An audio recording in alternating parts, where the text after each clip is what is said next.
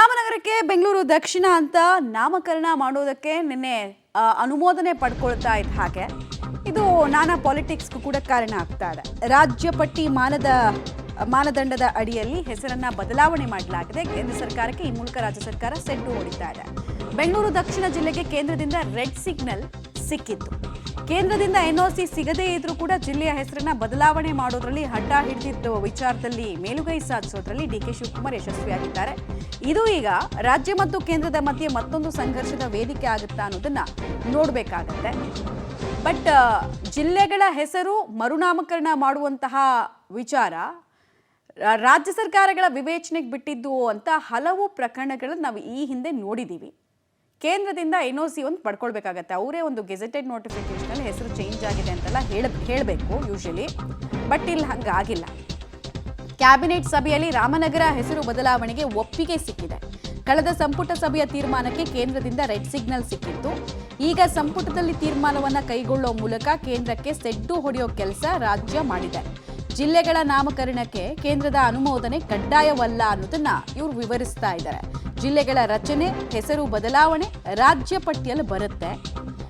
ಹೀಗಾಗಿ ಕೇಂದ್ರದ ಒಪ್ಪಿಗೆ ಅಗತ್ಯ ಇಲ್ಲ ಅನ್ನೋದು ರಾಜ್ಯದ ವಾದ. ಆದರೆ ಜಿಲ್ಲೆಯ ನಾಮಕರಣದ ಕುರಿತು ಕೇಂದ್ರಕ್ಕೆ ಮಾಹಿತಿಯನ್ನು ತಿಳಿಸಬೇಕು. ಕೇಂದ್ರದಿಂದ ರಾಜ್ಯ ಸರ್ಕಾರ ನಿರಪೇಕ್ಷಣಾ ಪತ್ರವನ್ನು ಎನ್ಒಸಿಯನ್ನು ಪಡಿಬೇಕು. ಬಟ್ ಈಗಾಗಲೇ ಬೆಂಗಳೂರು ದಕ್ಷಿಣ ನಾಮಕರಣಕ್ಕೆ ರೆಡ್ ಸಿಗ್ನಲ್ ಅನ್ನ ಕೇಂದ್ರ ಕೊಟ್ಟಿರೋದ್ರಿಂದ ಎನ್ಒಸಿ ಸಿಗೋದು, ಕ್ಲಿಯರೆನ್ಸ್ ಸಿಗೋದು ಡೌಟ್. ಆದರೆ ಅದರಿಂದ ನಮಗೇನು ಫರಕ್ ಬೀಳಲ್ಲ ಅಂತ ರಾಜ್ಯ ಸರ್ಕಾರ ಸದ್ಯಕ್ಕೆ ಹೇಳ್ತಾ ಇದೆ. ಹೀಗಾಗಿ ಸಂಘರ್ಷ, ತಿಕ್ಕಾಟದ ವಾತಾವರಣ ಮುಂದುವರಿತಾ ಇದೆ.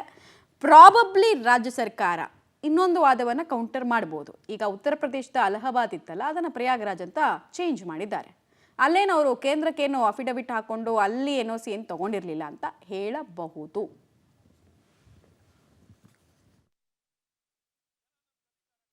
ಬೆಂಗಳೂರು ರಾಮನಗರ ಜಿಲ್ಲೆ ಇವತ್ತು ಕ್ಯಾಬಿನೆಟ್ ನಲ್ಲಿ ಅದು ಬೆಂಗಳೂರು ದಕ್ಷಿಣ ಜಿಲ್ಲೆ ಅಂತ ಹೇಳಿ ತೀರ್ಮಾನ ಆಗಿದೆ. ಆದೇಶ ಕೂಡ ಬರ್ತದೆ. ರಾಮನಗರದ ಹೆಡ್ ಕ್ವಾರ್ಟರ್ಸ್ ಫಂಕ್ಷನಿಂಗ್ ಅಲ್ಲಿ ಯಾವ ತರದ ಬದಲಾವಣೆ ಕೂಡ ಇರುವುದಿಲ್ಲ. ಅದಾಗದು ಮುಂದುವರಿದಿದೆ. ಕಾಂಗ್ರೆಸ್ ಸರ್ಕಾರಕ್ಕೆ ನೀವೇನಾರು ಹೇಳ್ಕೊಳ್ಳಿ, ನಾವು ಮನ್ಸಿಗೆ ಬಂದಂಗೆ ಮಾಡ್ತೀವಿ. ಜನ ನಮ್ಗೆ ಅಧಿಕಾರ ಕೊಟ್ಟವ್ರೆ, ನಾವು ಏನು ಬೇಕಾದ್ರೆ ಮಾಡ್ತೀವಿ ಅಂತ ರಾಮನಗರ ಅನ್ನುವಂಥ ಹೆಸರು ಇಡೀ ನಾಡಿನ ಜನತೆ ಆರಾಧಿಸುವಂಥ ರಾಮನಗರ ಜಿಲ್ಲೆ ಜನರು ಇಷ್ಟಪಡೋಂಥ ಹೆಸರು, ಅದನ್ನು ಬದಲಾಯಿಸಿ ಬೆಂಗಳೂರು ದಕ್ಷಿಣ ಹೆಸರು ಬದಲಾಯಿಸ್ಬಿಟ್ರೆ ಪ್ರಗತಿ ಆಗ್ಬಿಡ್ತದ? ಸನ್ಮಾನ್ಯ ಮುಖ್ಯಮಂತ್ರಿಗಳೇ, ಉಪಮುಖ್ಯಮಂತ್ರಿಗಳೇ, ಹೆಸರು ಬದಲಾಯಿಸಂಗಿದ್ರೆ ಹಾಗಿದ್ರೆ ನಿಮ್ಮದು ಎಲ್ಲ ಹೆಸರು ಬದಲಾಯಿಸ್ಕೊಂಡ್ಬಿಟ್ರೆ ಪ್ರಗತಿ ಕಾಣುತ್ತಾ? ರಿಯಲ್ ಎಸ್ಟೇಟ್ ದಂಧೆಗೋಸ್ಕರ, ಕಮಾಯಿಗೋಸ್ಕರ ಮಾಡಿದ್ದಾರೆ. ಹೆಸರಲ್ಲಿ ನೀವು ಚೇಂಜ್ ಮಾಡಿದ ತಕ್ಷಣ ಏನಾಗ್ತೈತೆ?